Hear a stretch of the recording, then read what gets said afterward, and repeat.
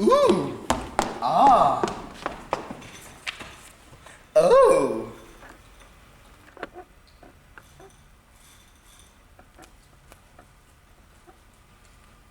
Take a seat.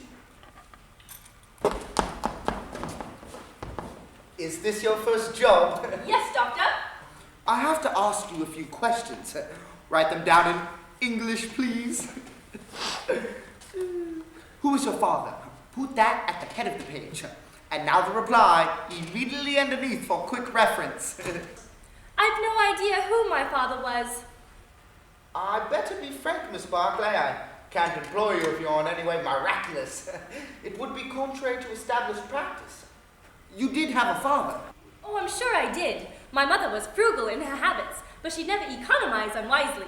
If you had a father, why can't you produce him? He deserted my mother many years ago. She was the victim of an unpleasant attack. She was a nun? No, she was a chambermaid at the station hotel. Pass that large leather-bound volume, will you? I must check your story to safeguard my interests, you understand?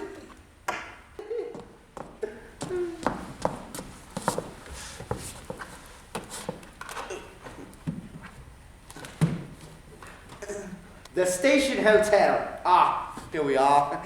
It's a building of small architectural merit, built for some unknown purpose at the turn of the century.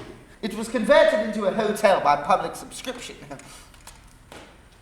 I stayed there once myself as a young man. It had a reputation for luxury which baffles the most undemanding guest. Your story appears in the main to be correct. This admirable volume, of course, omits most of the details, but that's only to be expected in a publication of wide general usage. Make a note to the fact that your father is missing. I'll say nothing of the details. It may influence my final decision. Is your mother alive, or has she too unaccountably vanished?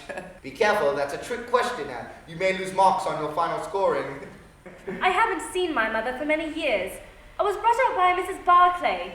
She died recently. I'm so sorry. From what cause? An explosion due to a faulty gas main killed her outright and took the roof off the house. Have you applied for compensation? Just for the roof.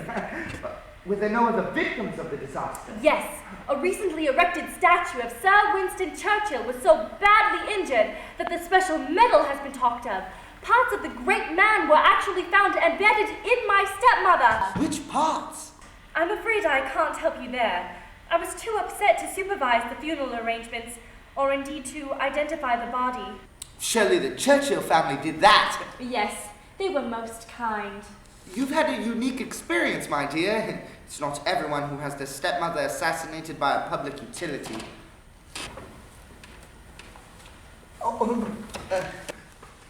Can I get you an aspirin? No, thank you, sir. I don't want to start taking drugs.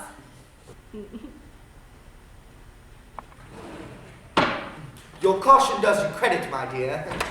Now I have to ask you a few questions, which may cause you some embarrassment. Please remember that I'm a doctor. What is your shorthand speed? I can manage 20 words a minute with ease, sir. And your typing speed? I haven't mastered the keyboard. My money ran out, you see.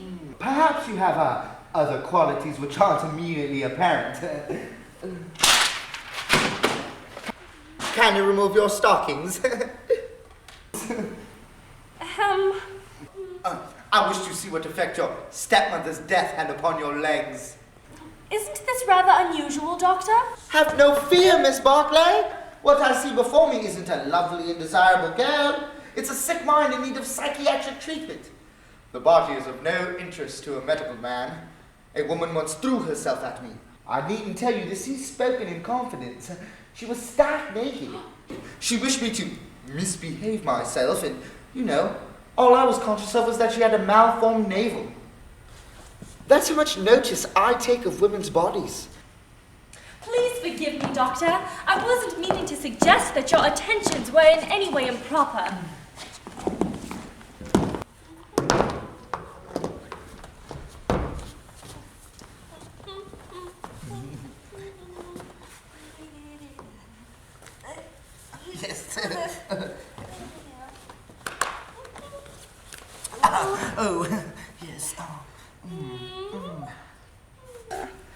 Ooh. All right. Oh, well.